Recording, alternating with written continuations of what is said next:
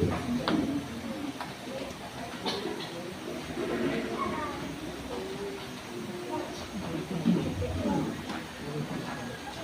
Timothy chapter 4, full chapter. Karoon po tayo ng salitang pagbasa. Ako po sa verse 1, kayo po sa verse 2, sabay-sabay po tayo sa verse 22. Nakita na po ba isang malakas at masayang amen? Amen! Verse 1. I charge thee therefore before God and the Lord Jesus Christ, who shall judge the quick and the dead at his appearing and his kingdom. Kayo po. Preach the word, teach and in season, out of season, reprove, rebuke, exhort with all longsuffering and compassion. For the time will come when they will not endure sound doctrine, but after their own lust shall they heap to themselves teachers, having itching ears. Verse 4. And they shall turn away their ears from the truth, and shall be turned unto fables. But watch thou in all things, endure afflictions, do the work of an evangelist, make full proof of thy ministry. Verse 6. For I am now ready to be offered, and the time of my reward is at hand. I have fought a good fight, I have finished my course, I have kept the faith. 8. And henceforth there is laid out for me an crown of righteousness, which the Lord righteous judge shall give me at that day, and not to me only, but unto all them also that love his Savior. Do thy diligence to come shortly unto me. Verse 10. For he must have forsaken me, having loved his present world, and is departed unto Thessalonica, precious to Galatia, Titus unto Dalmatia. Only Luke is with me. Take Mark and bring him with thee, for he is profitable to me for the ministry. Verse 12. And I too have suffered the next witness. The cloak that I left at Troas with Carpus, when thou comest, bring with thee, and the books, but especially the parchment. 14. Alexander offers me the much needed, the Lord reward me according to his works. Of whom be thou aware also, for he hath greatly withstood our words. 16. At my first answer no one stood with me, but all men forsook me. I pray God that he may not be laid to their charge. Notwithstanding, the Lord stood with me, strengthened me, that by me the preaching might be fully known, and that all the Gentiles might hear, and I was delivered out of the mouth of the lion. 18. And the Lord shall deliver me from every evil work, and will preserve me unto his heavenly kingdom, to whom be glory forever and ever. Amen. Salute Prisca and Aquila, and the household of Onesiphorus. 20. Erastus of old and Corinth, but the doctrine was elect and minded to speak. Do thy diligence to come before winter, Eubulus greeted thee, and Pudens and Linus and Claudia, and all the brethren. Verse 22, altogether ready with. The Lord Jesus Christ be with thy spirit. Grace be with you. Amen. Tayo po lahat ay umupo, pumikit, tayo po ay manalangin. Ama namin Diyos sa langit, salamat sa kaligtasan na iyong kaloob sa amin. Salamat sa katubusan at kapatawaran ng aming mga kasalanan. Salamat sa panibagong umaga, panibagong buhay na iyong po pinahirap sa amin. Patawad po muli, Ama, sa aming mga pagkukulang, kasalanan na nagagawa sa isip man ito, sa salita at sa gawa. Patawad po. Banal na Espiritu, patawad. Salamat sa pribilegyo na magamit sa inyong gawain. Salamat pinagkatiwalaan mo po ng gawain. Salamat sa knowledge at wisdom. Ama, muli ako po ay lumalapit sa inyong harapan. Itago mo po ako muli sa inyong likuran. Dalangin ko na ikaw ang siya makita, malulhati at maparangalan. Banal na Espiritu, hinihingi ko po ni kong tulong, gabay, biyaya at kapangyarihan. Kayo po siya mangusap sa puso ng bawat isa. Wala po akong magagawa, umaasa lamang po ako sa inyong pong biyaya. At dalangin ko na patuloy mo pong pagpalain ang inyong pong gawain dito sa mataas na kahoy. Dalangin ko na patuloy mo pong pagpalain ang mga kapatiran po dito, dinggin ang kanilang mga panalangin, kagalingan sa mga kapatiran mayroong pong karamdaman. At dalangin ko na patuloy mo po kami gamitin para sa inyong pong kaluwalhatian. At dalangin ko rin po na patuloy po kayo magligtas sa bayang ito. At hindi lamang po dito, kundi sa lahat ng dako ng mundo. Nawa po Panginoon, patuloy kayong tumawag ng mga kalalakihan na ipapangaral ang kaligtasan at maglilingkod po sa inyo. Salamat po, Ama. Aking pinabalik sa iyo ang lahat ng papuri, pasasalamat Ito po yung aking dalangin sa pangalan po ng aming Panginoong Jesus. Amen. Pwede na po mapo. Sa mapagpalang umaga po sa ating lahat, mga kapatid, mga minamahal. At nung anniversary po, gusto ko lang po magbigay sa inyo ng kunting recap sa ating po anniversary. Ang target po natin ay 60,000.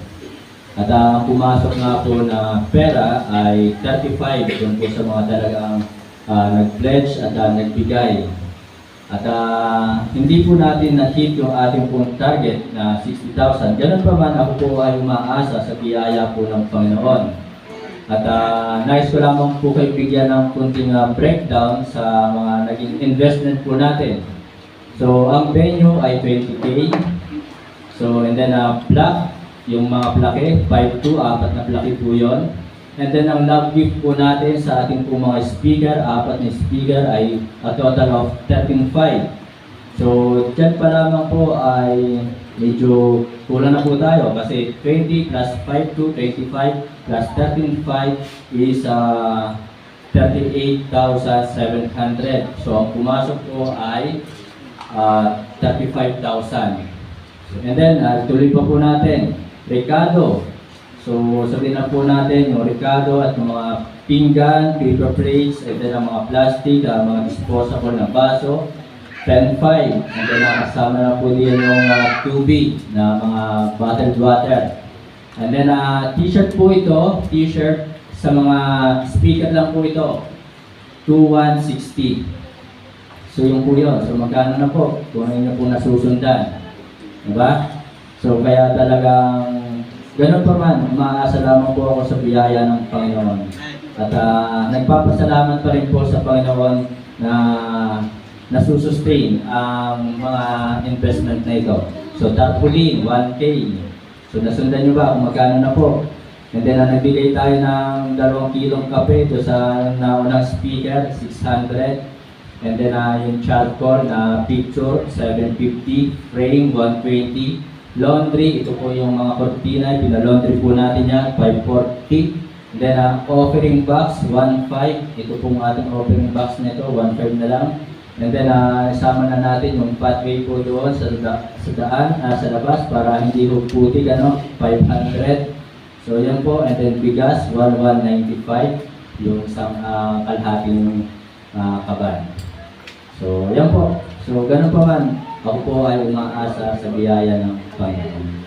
Kaya nandito pa rin po at i-visit man yan ay maglilingkod pa rin at hindi mo pinabayaan. Okay? So ngayon po, mga kapatid, mga minamahal, verse 6 and 7 ng 2 Timothy chapter 4, verse 6 and 7, sinabi po dito ni Apostol Pablo sa kanyang mga sulat, "For I am now ready to be offered, and the time of my departure is at hand. I have fought a good fight, I have finished my course, I have kept the faith." So makikita po natin mga kapatid, mga minamahal, si Pablo ay tunay na naglingkod sa Diyos. From the time he got saved, from the time he accepted the Lord Jesus Christ as his personal Lord and Savior, na talagang siya po ay nagpagamit na, naglingkod na sa ating Diyos, mga kapatid, mga minamahal, sa ating pong Panginoong Jesus. Kaya po ang title po ngayong umaga, this morning, ng mensahe ng Diyos, "Are you willing to serve the Lord Jesus Christ?" Ikaw ba, naitanong mo ba sa iyong sarili na ako ba ay magpapagamit? Ako ba ay handang maglingkod sa ating Panginoong Jesus? So ito po ang title ng mensahe ngayong umaga. Are you willing to serve the Lord Jesus Christ? Sapagkat ito po yung panawagan sa ating lahat. We are saved to serve. Tayo po ay naligtas upang tayo po ay maglingkod sa ating Diyos, sa ating Panginoong Jesus. Hindi tayo aawit lang sa Panginoon, hindi tayo uupo lamang din yan, hindi tayo makikinig lang, kundi lahat po tayo, ang nais ng Diyos sa atin, tayo po ay maglingkod sa Kanya. At ang sabi nga po sa 2 Timothy, tingnan po natin ang ating pong Bible, sa 2 Timothy chapter 1, verse 9, "Who hath saved us?" tayo po ay iniligtas ng ating Panginoong Jesus and called us, tinawag po niya tayo with an holy calling. So tayo tinawag ng banal na pagkatawag, not according to our works, hindi dahil sa ating gawa, but according to His own purpose and grace. So mayroon po siyang layunin sa atin. Kapatid, mga minamahal, mayroon pong layunin ng Diyos ang Panginoon Jesus sa atin, bakit tayo ay iniligtas, which was given us in Christ Jesus before the world began. So we are saved to serve. Kaya ang tanong po this morning, are you willing to serve? Ikaw ba ay handa at bukal ba sa puso mo na ikaw ay maglilingkod sa ating pong Panginoong Jesus? Sapagkat sa ating panahon, mga kapatid, maraming tao, Kristiyano, nagsasabing sila'y ligtas. Pero nasaan sila kapag araw ng linggo? Nasaan sila kapag araw ng prayer meeting? Nasaan sila kapag araw ng soul winning? Nasaan sila? So mga kapatid, mga minamahal, hindi natin nakikita sa ibang mananampalataya, hindi natin nakikita sa ibang Kristiyano ang desire ng puso na maglingkod sa Diyos. Alam mo, ang paglilingkod, pwede ka namang gamitin ng Panginoon kahit nasan ka. Kahit nasa school ka, kahit nasa trabaho ka, pwede kang gamitin ng Panginoon. Ang tanong, willing ka ba? Yun ang tanong. Kung ikaw ay willing.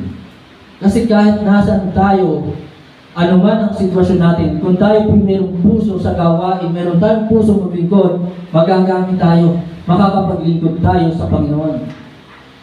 So dito po mga kapatid, mga minamahal, serving the Lord, giving our tithes, giving our talent, giving our time, our treasure to the Lord is not wasted.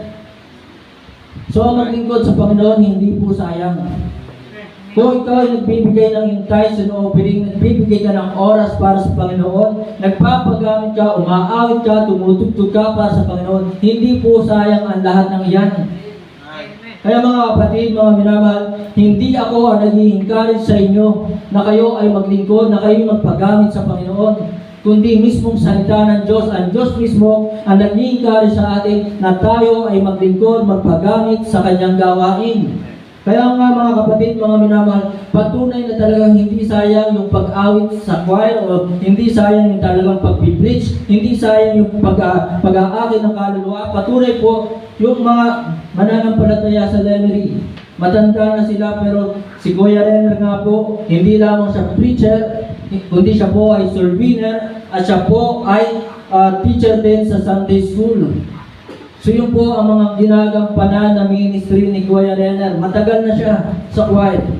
Patunay na hindi po sayang ang ikaw ay magpagamit. Patunay na hindi sayang. Si Kuya Renner, sinasabi ko nga po sa inyo, malaki ang naibigay niya dito para ito po ay may paayos. At si Kuya Renner ay talagang by faith, nagkaroon siya ng faith promise. Pastor, magkakaroon ako ng faith promise diyan sa inyong gawain na ipag-pray mo na makapagbigay ako ng aking faith promise sa loob ng 6 months, sagot ko ang bayad ng inyong church building. So, yun po ay naibigay ni Kuya Renner. Faith promise. So, ang faith promise po mga kapatid, mga minamahal, hindi natin titingnan yung ating kakayanan. So mga kapatid, tingnan pa po natin, patunay na talagang hindi sayang. Serving the Lord, giving your time, talent, and treasure, it is not wasted. Patunay po, tingnan nyo po. Ano sabi dito sa verse 6? For I am now ready to be offered. Ito yung sinabi ni Pablo. Ako ay talagang ngayon ay handa na isakripisyo. And the time of my departure is at hand. Ang aking paglisan sa mundong ito ay nalalapit na. So talagang hindi po sayang. I have fought a good fight. Hindi sayang sapagkat sinabi nga po dito ni Pablo, nakipaglaban ako ng mabuting pakikipaglaban. I have finished my course, tinapos ko ang aking takbuhin. Yung panawagan ay binigay sa akin ng Diyos ni Kristo. I have kept the faith. Aking iningatan sapagkat hindi sayang ang maglingkod sa Diyos kay Kristo. Hindi sayang na ikaw ay umaattend ng prayer meeting. Hindi sayang kung ikaw ay attend ng maghapon ng linggo pagsamba. Hindi po yan sayang. Kaya nga anong sabi? Your labor is not in vain in the Lord. Therefore, my beloved brethren, be steadfast, unmovable, always abounding in the work of the Lord, for as much as you know that your labor is not in vain in the Lord. So So hindi sayang. Ay bakit may mga kapatiran na aatin ba pa yung hapon, sayang, may pupuntahan ako. So mas nangihinayang sila doon sa mga lugar na yun na kapag hindi napuntahan. Aatin ba ako ng prayer meeting? So para bang nakikita natin sa ibang kapatiran, sa ibang mananampalataya, sayang ang oras ko dyan. Mga kapatid, mga minamahal, hindi sayang. Tuloy pa po natin. Verse 10. For Demas had forsaken me, having loved this present world. Na si Pablo kahit iniwan ni Demas, siya po ay nagpatuloy sa gawain. Siya po ay nagpatuloy sa paglilingkod. Sapagkat hindi sayang ang maglingkod kay Kristo. Hindi sayang. And then verse 16. And my first answer, no man stood with me, but all men forsook me. So iniwan man siya ni Demas, iniwan man siya ng lahat ng tao, ng kanyang mga kaibigan. Huwag po kayong manghihinayang kung iwan kayo ng mga inyong unbeliever na kaibigan. Amen? Nasabi nga sa Facebook, yung nakikita ko sa Facebook, kahit isa lamang ang kaibigan mo, kung yan ay godly people, yan yung pinakamaganda sa lahat. Iisa lang yan, pero kung yan ang maglalapit sa iyo sa Panginoon, mas mabuti pa yan kaysa sa 100 mong kaibigan. Amen? Kaya mga kapatid, mga minamahal, si Pablo, iniwan man siya ng kanyang mga kaibigan, iniwan man siya ng kanyang mga kamag-anak, siya po ay nagpatuloy sa paglilingkod kay Kristo. Sapagkat alam niya, siya po ay nasa katotohanan. Kaya sabi po dito ni Pablo, for that time will come when they will not endure sound doctrine, but after their own lust shall they heap to themselves teachers having itching ears, and they shall turn away their ears from the truth, and shall be turned unto fables. So marami man ang tumalikod sa katotohanan. Marami man ang nang-iwan sa Diyos kay Kristo sa ministry, sa gawain ng Panginoon. Si Pablo ay nagpatuloy sa paglilingkod sapagkat hindi sayang. Kaya mga kapatid, mga minamahal, huwag tayo manghihinayang. Ako hindi ako nanghihinayang dito sa mga... Kasi sa totoo lang po talaga, wala naman tayong ibinibigay talaga sa Panginoon. Ang Diyos ang lumikha ng oras. Ikaw ba ang lumikha ng oras? Ikaw ba ang gumawa ng oras? Yung buhay na ito, itong buhay natin ito ay paniram ng Panginoon. Ano man ang meron tayo. Kaya sabihin natin, wala naman tayong binibigay sa Panginoon. Ibinabalik lang natin sa Panginoon ang mga bagay na ibinigay sa atin. At sa pagbabalik na ito, sinasabi ko sa inyo, hindi ako nanghihinayang. Kaya mga kapatid, mga minamahal, titingnan po natin bakit hindi sayang. Amen? Dito po sa verse 6 and 7, kung inyo po yung susuriin, sabi po ni Pablo, for I am now ready to be offered, and the time of my departure is at hand. I have fought a good fight, I have finished my course, I have kept the faith. So mga kapatid, mga minamahal, bakit hindi sayang? That is gladness. Ang maglingkod sa Diyos kay Kristo, ang magbigay ng oras, panahon kay Kristo, ang magpagamit kay Kristo, magbigay ng iyong talent, magbigay ng iyong treasure, ay isang kagalakan para kay Pablo. Kaya kung ikaw ay tunay na ligtas, tunay kang Kristiyano, masaya ka na nakikinig ng salita ng Diyos, masaya ka na naglilingkod sa Diyos, masaya ka na nagbibigay ng tithes and offering, masaya ka kumaatin ng prayer meeting, masaya ka nag-aakay ng kaluluwa. Amen po ba? Kaya mga kapatid, there is gladness. Ano sabi ni Pablo sa Acts 20:24? Acts 20:24, but none of these things move me, neither count I myself dear unto myself, so that I might finish my course with joy. Amen? So mayroon pong kagalakan. Tayo, hindi tayo pare-pares dito ng kagalakan. Kasi yung ibang Kristiyano natutuwa. Subject. Natutuwa sa mga material na bagay. So, hindi tayo pare-parehas ng kagalakan ngayon. Kaya mga kapatid, mga minamahal, there is joy, there is gladness in giving your time, talent, and treasure to the Lord. Yung ikaw ay ma-attend ng prayer meeting, may kagalakan po yan. Bakit? Di ba? Yung iba, bakit talagang hindi tumitigil sa pag-attend ng prayer meeting? Kasi answered prayer.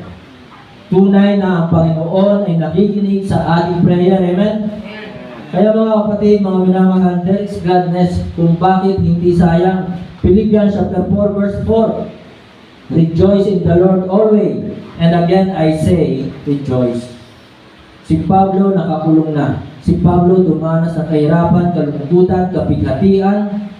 So marami siyang pinagdaanan, persecution, affliction, which came unto me at Antioch, at Iconium, at Lystra. What persecutions I endured, but out of them all the Lord delivered me. So mga kapatid, mga minamahal, dumanas man siya ng ganitong kahirapan.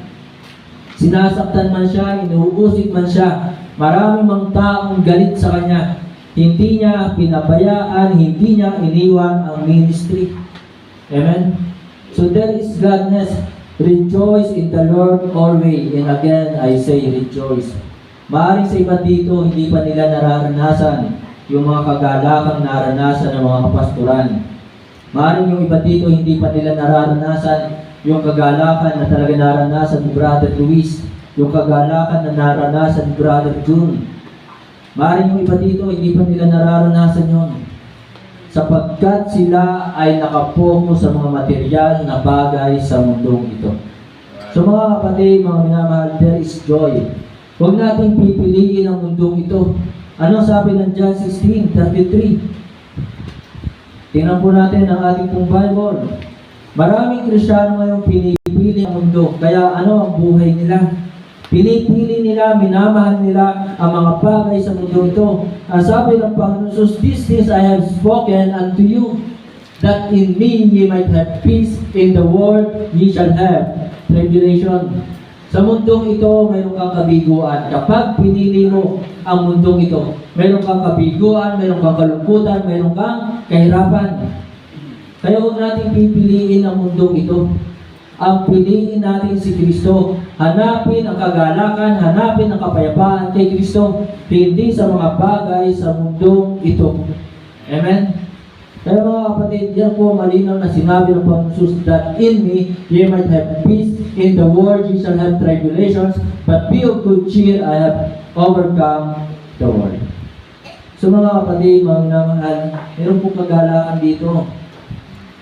Tingnan po natin, Luke 15. Verse 6, 7, and 10. Luke 15.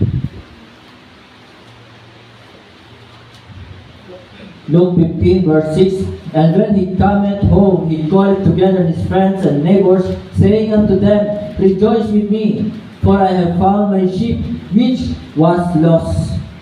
And then verse 7, I say unto you that likewise joy shall be in heaven over one sinner that repented, more than over 99 just persons which need no repentance. So binanggit po diyan yung rejoice and yung salitang joy.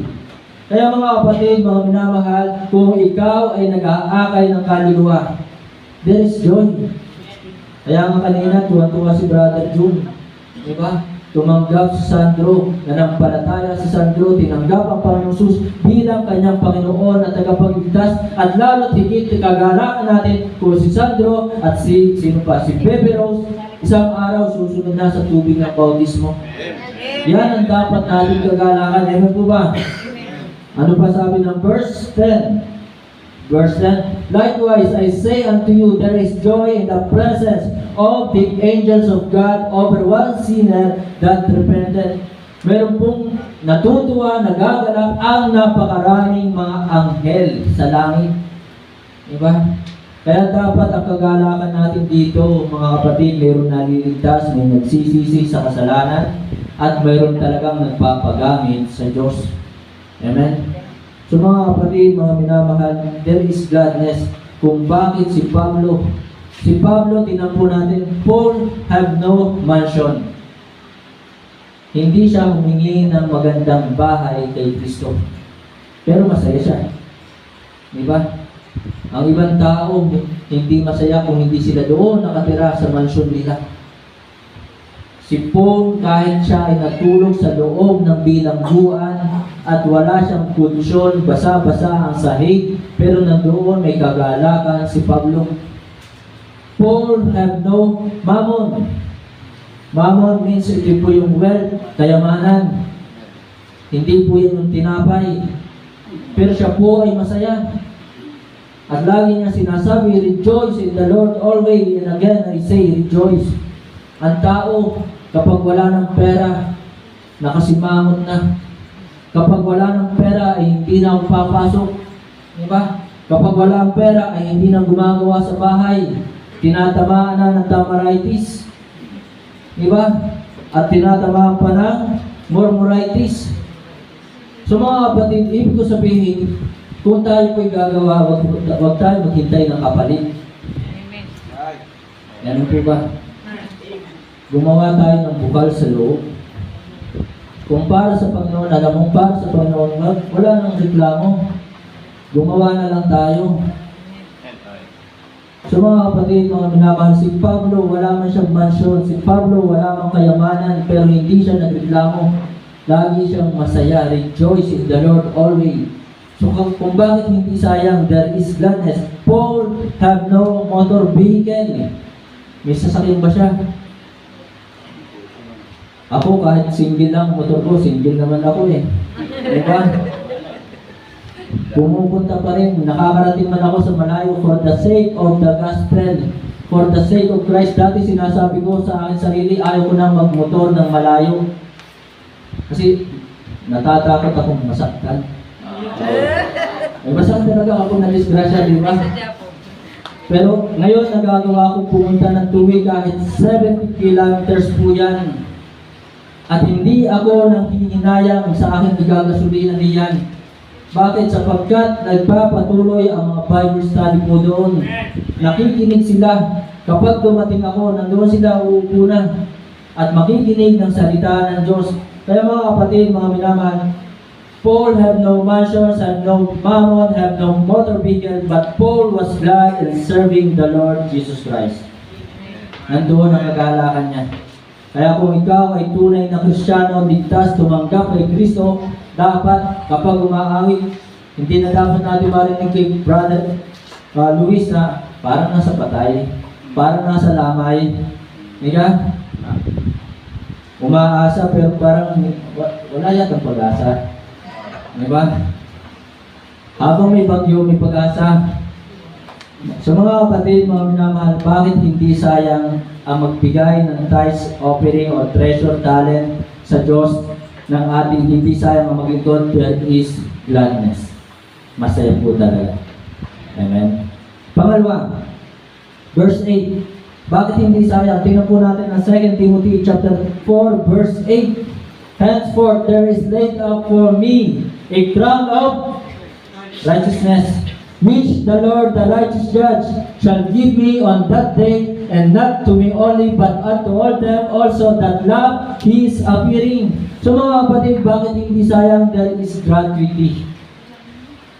Gratuity. Mayroong reward, mayroong hindi lang yung basta ayuda na ibinibigay ng gobyerno. Amen po ba? Meron pong talagang gantimpala na yan po ay talagang walang makakanakaw niyan. At gantimpala na hindi kayang tumbasan ng kayamanan sa mundong ito. Gantimpala na hindi kayang bilhin ng sino man. So mga kapatid, mga minamahal, sinabi po diyan, henceforth there is laid up for me a crown of righteousness. So there is gratuity. Tingnan po natin ang 2 Corinthians chapter 5 verse 10. 2 Corinthians chapter 5 verse 10, for we must all appear before the judgment seat of Christ, that everyone may receive the things done in his body according to that he has done, whether it be good or evil. Kaya mga kapatid, mga minamahal, hindi sayang. Magbigay ka ng yung time, magbigay ka ng talent, magbigay ka ng treasure, hindi sayang. Maglingkod ka sa Diyos, kay Kristo, hindi sayang. Umatid ka ng prayer meeting, hindi sayang. Umatid ka maghapon, hindi sayang. Mag-akit ka ng kaluluwa, hindi sayang. Kaya mga kapatid, mga minamahal, gising, tayo po'y magpagamit na sa Diyos. So there is gratuity. Mayroon po talagang pagpapala. 1 Thessalonians, Hebrews chapter 6 muna, verse 10. Tingnan po natin, Hebrews chapter 6, verse 10, for God is not unrighteous to forget your work of labor of love, which you have shown towards His name, in that ye have ministered to the saints and to minister. Hindi sayang ang paglilingkod mo sapagkat hindi yan lilimutin ng Diyos. Ang Diyos natin ay makapangyarihan, wala siyang sakit. Sakit na makakalimutin.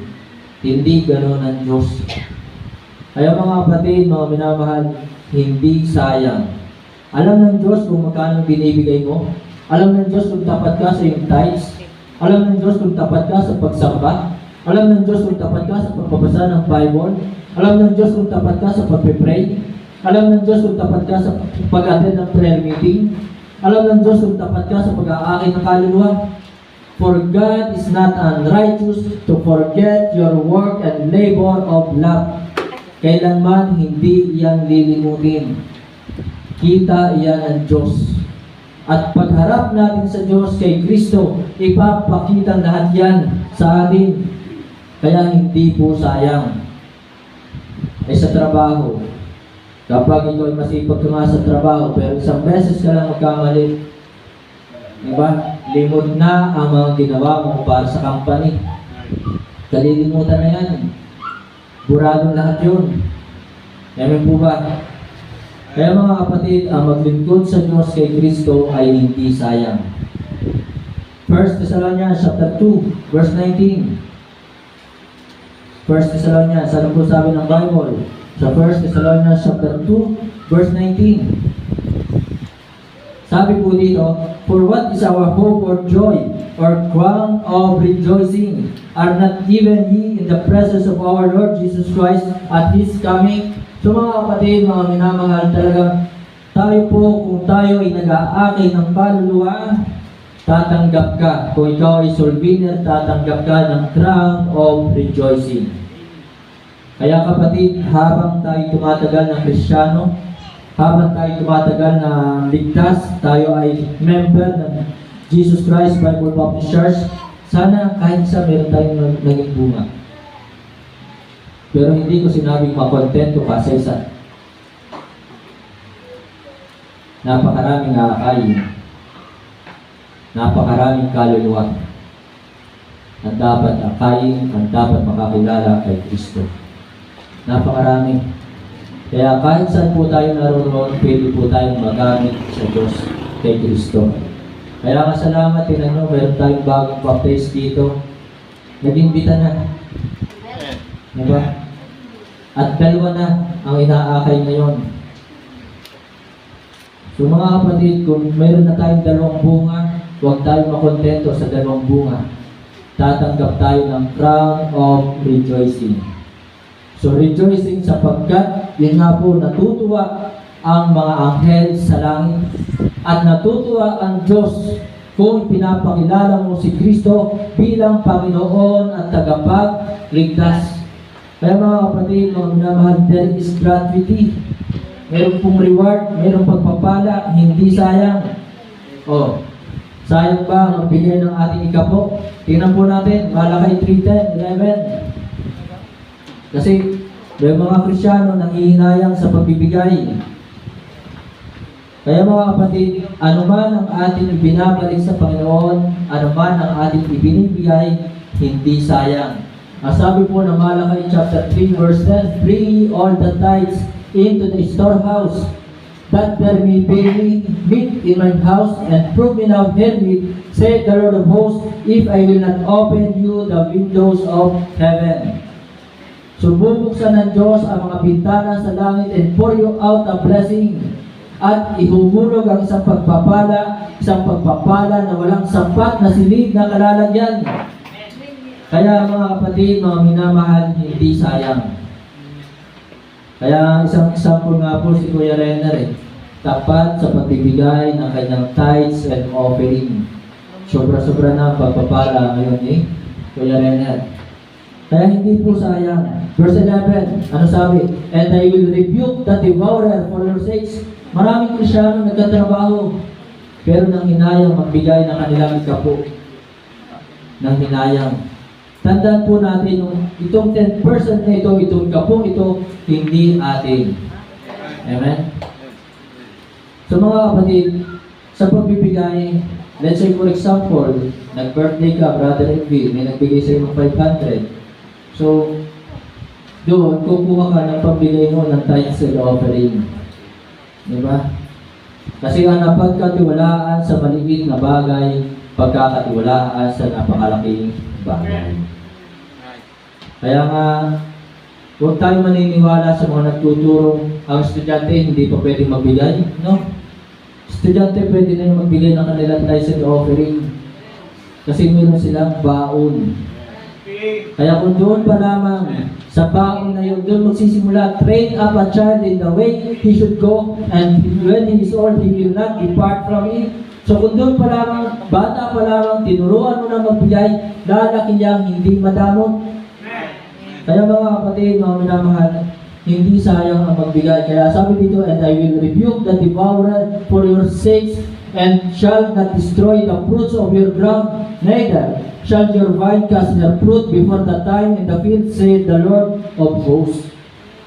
Kaya mga kapatid, mga minamahal, huwag kang manghilayang.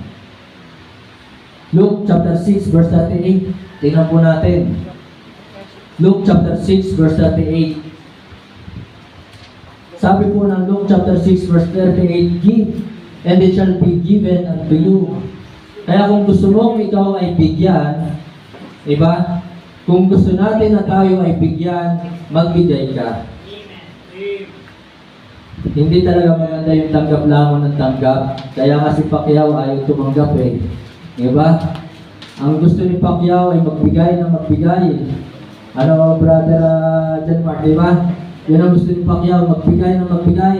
Kahit siya bigyan, nag-iwas siya, ayaw niya tumanggap. Kasi ang maganda talaga ay magbigay. Ewan po ba?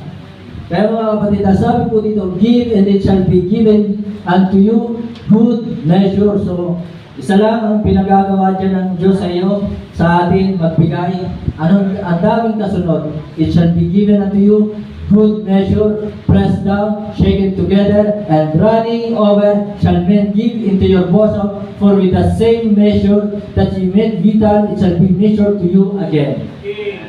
Kaya mga kapatid, mga minamahal, hindi sayang. Sana maunawaan ito ng lahat ng Kristiyano. Proverbs 3, 9 and 10. Proverbs 3, 9 and 10. Kaya God loveth a cheerful giver. So Proverbs chapter 3 verse 9 and 10, honor the Lord with thy substance. Kaya kung ikaw ay tumanggap, parangalan mo ang Panginoon sa iyong mga tinanggap, and with the first fruit of all thy increase, so shall thy purse be filled with plenty. Kaya mga kapatid, mga minamahal, kung ikaw ay nagbabalik sa Panginoon, kung ano yung dapat sa Panginoon, sabi dito, hindi ka niya pagkukulangin. So talagang lagi kang magiging sagana. Ang iyong kamalig, magiging plenty, sagana, hindi yung maubusan. And thy presses shall burst out with new wine. So mga kapatid, mga minamahal, there is gratuity.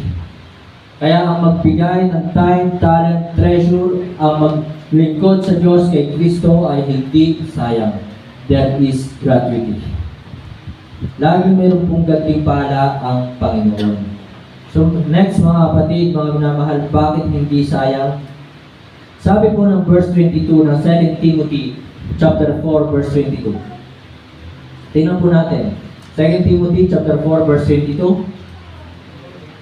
Sabi po dito, the Lord Jesus Christ be with thy spirit, grace be with you. Amen. So there is grace. Marami talagang biyayang ibibigay pa sa iyo ang Panginoon.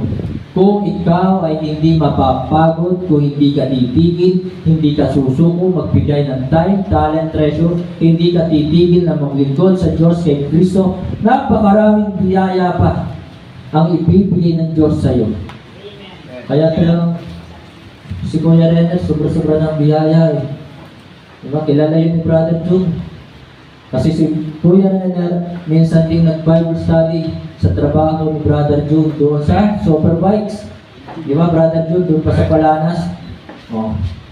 So merong oras para sa Panginoon, merong oras sa pag-aakay ng kaluluwa, merong oras sa pagtuturo ng salita ng Diyos, merong oras sa pagbabahagi ng salita ng Diyos. So hindi sayang yung mga ginawang yun. Kaya mga kapatid, mga minamahal, there is grace. Kaya sabi po ng 2 Corinthians chapter 12 verse 9, tingnan po natin ang ating pong Bible. So maaaring tayo po'y darating na tayo manghihina, darating na tayo manglulupay-pay, darating na mayroon tayong mga kahirapan, darating na mayroon tayong mga kalungkutan. Pero kung ikaw ay nagpapagamit sa Panginoon, nagbibigay ka ng in-time, talent, treasure sa Panginoon, naglilingkod ka kay Kristo, and He said unto me, my grace is sufficient for thee. Ang aking biyaya ay sapat sa iyo. For my strength is made perfect in weakness. Kaya mga kapatid, mga minamahal, ibig sabihin po kahit ikaw ay nanghihina na, yan ang ating nature, madali tayong mapagod, madali tayong manghina. Pero ang Diyos ay patuloy na magbibigay ng biyaya at bibigyan ka ng lakas sa paglilingkod sa Kanya. My grace is sufficient for thee, for my strength is made perfect in weakness. Most gladly therefore will I rather glory in my infirmities, that the power of Christ may rest upon me. Kaya mga kapatid, mga minamahal, ang Diyos si Kristo mismo ang nag-encourage sa atin na tayo'y magtapat, huwag mapagod, huwag magsawa, huwag manghinayang. Diba? Ang sayang kung ang buhay mo ay pagagamit mo dyan sa labas. Diba? Sayang ang buhay mo kung ibinibigay mo ang dabis mo sa mga activity sa mundong ito. Sayang kung ang iyong pera ay gagamitin mo lang sa mga walang kwentang bagay. Pero kung ang pera mo ay binabalik mo sa Panginoon, hindi sayang. There is gratitude, there is gladness, there is grace. Amen? James chapter 4, verse 6 and 7. James chapter 4, verse 6 and 7. Sabi po ng Bible sa James chapter 4, verse 6, but He giveth more grace. Patuloy kang bibigyan ng Diyos ng napakaraming biyaya. Kung ikaw ay hindi titigil, hindi manghihinayang magbigay ng time, talent, treasure sa Panginoon, kung hindi ka titigil sa paglilingkod sa Diyos kay Kristo, kung patuloy ka ma-attend ng prayer meeting, patuloy ka ma-attend ng pagsamba maghapon, but He giveth more grace. Wherefore He said, God resisteth the proud, but giveth grace unto the humble. Submit yourselves therefore to God, resist the devil, and he will flee from you. Kaya mga kapatid, mga minamahal, kung meron man tayong paglalaanan dapat ng oras, yung gawain na. At kung tayo naglalaan na talaga ng oras dito, huwag nating bawasan. Amen? Kung maaari talagang dagdagan natin yung oras na binibigay natin kay Kristo. Kaya kung ikaw yung ma-attend sa umaga lang, dagdagan natin yung oras natin. Umattend tayo maghapon. Kung ikaw yung ma-attend na maghapon, dagdagan pa natin. Umattend pa tayo ng prayer meeting. Hindi sayang. Amen? Kaya mga kapatid, mga minamahal, huwag kang manghinayang. Then, next and last, balikan po natin 2 Timothy chapter 4, verse 17 and 18. Napakaganda po ng mga talata at pangako ng Diyos. Kaya, umasa tayo sa pangako ni Kristo. Amen? Standing on the promises of God. Verse 17, notwithstanding the Lord stood with me and strengthened me, that by me the preaching might be fully known, and that all the Gentiles might hear, and I was delivered out of the mouth of the lion, and the Lord shall deliver me from every evil work, and will preserve me unto His heavenly kingdom, to whom be glory forever and ever. Amen. So last po mga kapatid, mga minamahal, bakit hindi sayang? There is guidance or guardianship. Gagabayan ka ng Panginoon. Iingatan ka ng Panginoon. Ililigtas ka ng Panginoon. Sa bawat sandali, ang Diyos ay tapat sa atin. Sa bawat sandali ng ating buhay, tayo iniingatan ng Panginoon. Hindi siya nagkulang sa atin.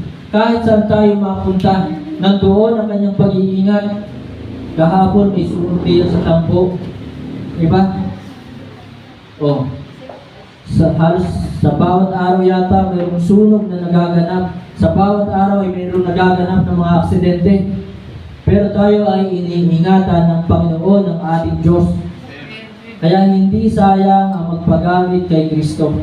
Hindi sayang kung tayo nagbibigay ng ating oras kay Kristo, ng ating talent, ng ating treasure. Hindi sayang kung tayo po ay naglilingkod sa Diyos. Amen? So there is guidance or guardianship. Mayroong gabay at pag-iingat sa atin. Kaya mga kapatid, mga minamahal, tingnan mo, ang sayang talaga kung ubusin mo lang ang oras mo sa mga activity ng mundong ito. Amen?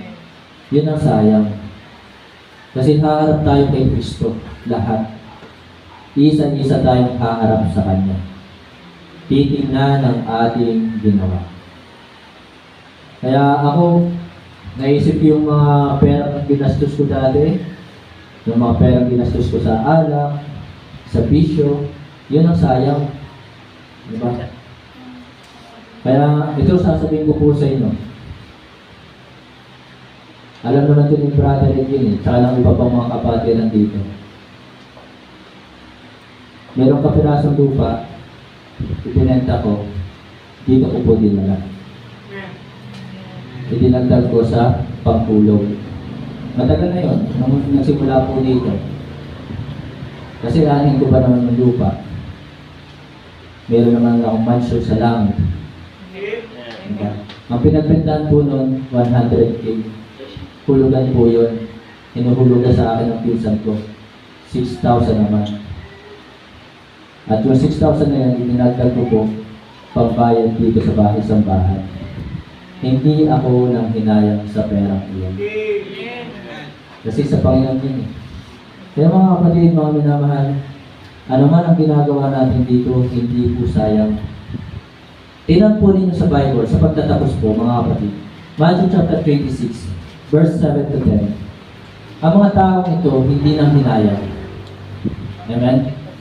So sabi po ng Matthew chapter 26, verse 7 to 10, there came unto him a woman having an alabaster box of very precious ointment.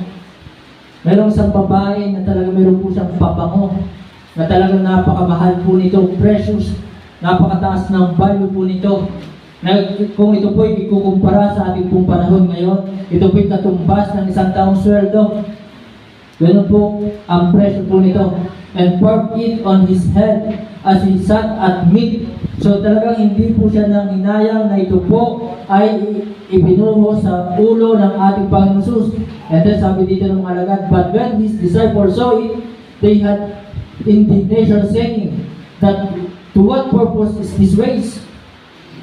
Meron talagang ganyang Kristyano nang hihinayang doon ibinibigay ng mga kapatiran. Eh kapatid, sayang naman yun. Ba't mo naman ibinigay doon? Diba? And then sabi po dito sa verse 9, for this ointment might have been sold for much.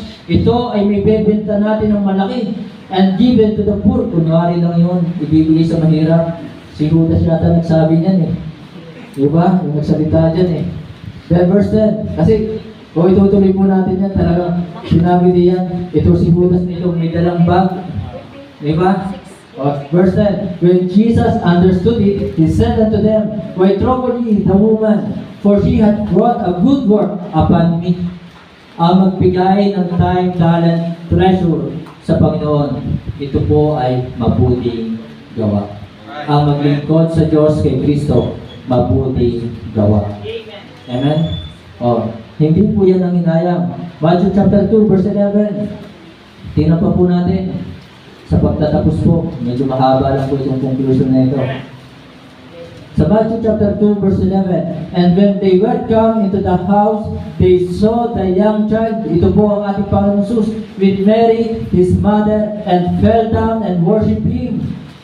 Bata pa siya, sinamba na po ang ating Panginoon. And when they had opened their treasures, so binuksan ang kanilang mga kayamanan, they presented unto him gifts, gold, and frankincense, and myrrh. So ito po, wise men na ito, hindi po binanggit diyan 3 kings ha. Kaya mali yung kantang may 3 haring nagsidalaw. So wala po yun sa Bible. Ang binanggit po dyan, wise men and being. So yun po, na hindi po sila nang hinayang. Ano ba magagawa ng sanggol, di ba?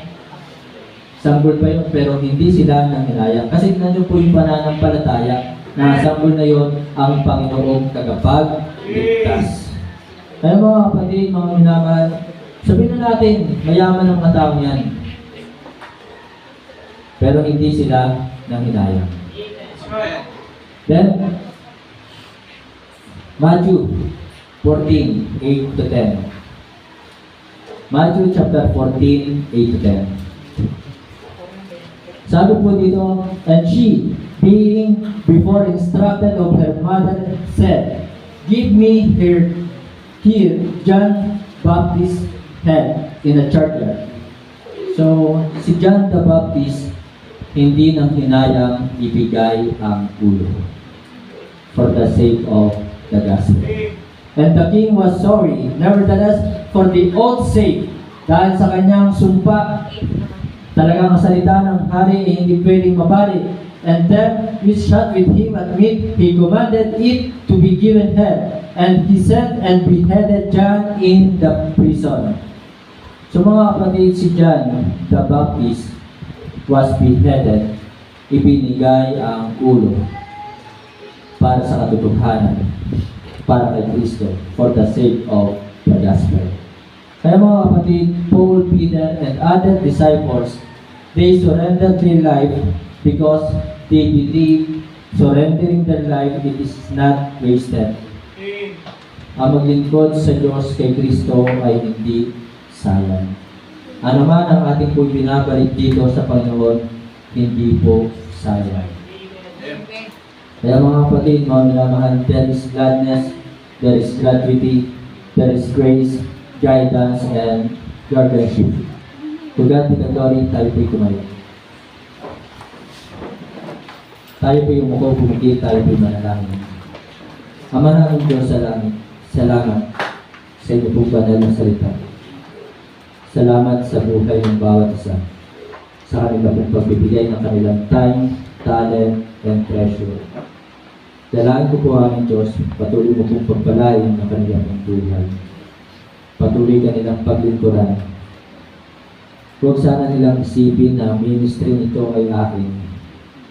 Ang ministry nito, mga kapatid, mga minamahal, ay sa atin. Ipinagkatiwala ito sa atin ng ating pong Panginoon Jesus. Ito po ay sa Diyos, sa ating Panginoong Jesus. Kaya ang ministry nito, mga kapatid, mga minamahal, pahalagahan at seryosohin po natin. Salamat sa mga kapatiran na talagang bukal sa kanilang puso ang pagbibigay, bukal sa kanilang puso ang paglilingkod. Kayo po, Ama, ang siya magbalik ng pagpapala sa kanilang pong buhay. At nawa po, Panginoon, ang inyong pong mga banal na salita na nahayag ngayon ay tunay na tumingo sa puso't isipan ng bawat isa. Tulungan mo po kami, Banal na Espiritu, na kami po ay patuloy na makapaglingkod po sa inyo, patuloy kami makapagbigay sa inyo ng kalwalhatian, na ikaw ang aming itaas, hindi ang aming pong sarili. Salamat po, Ama, sa mga kapatiran, salamat sa gawain, salamat sa mga pagpapala na inyo pong patuloy na binibigay. At higit sa lahat, salamat sa inyong pong dakilang pag-ibig at sa kaligtasan ng inyong pong kaloob sa amin. Ibinabalik ko po sa iyo, Ama, ang papurit pasasalamat. Ito po ay aming dalangin sa pangalan po ng aming Panginoon Jesus. Amen.